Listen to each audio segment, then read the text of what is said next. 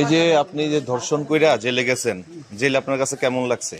আমি তো দর্শন করি যাই, হ্যাঁ, দর্শন মামলা দিয়ে আমাকে জেলে পাঠাচ্ছি। আমি তো না আমরা তো ভিডিও দেখছি। আমি তো দর্শন করে তো মেয়েটা এটা আমার বাদিয়ে কেস করতো। জেলখানায় কি কি দিছে তোমারে?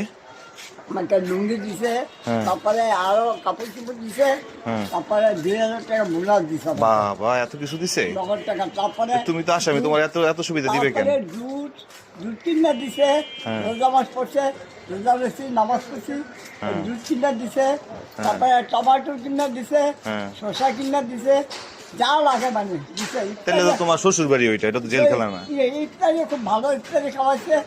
আর প্রতিদিন মানে রাত্রে মাছ গোস আছে, মাছ পেলে গোস ও, রাত্রে। তাহলে তুমি শ্বশুর বাড়ি গেছো? আর এই সকালে কোনোদিন খিচুড়ি, কোনোদিন হালুয়া রুটি, কোনোদিন সবজি রুটি, আর দুপুরবেলা ডাল সবজি ভাত। কয়দিন ছিলা জেলে?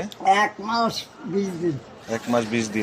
1 মাস 20 দিন পর আমি যাবেন। তোমার ছাড়াইছে গেল, জামিন জামিন দিছে ইয়ে? ছেলে আর নাতিন দুজনে টাকা পয়সা খরচ হচ্ছে, আর ছেলে গিয়ে যাবে যাচ্ছে। ও আচ্ছা, ঠিক আছে।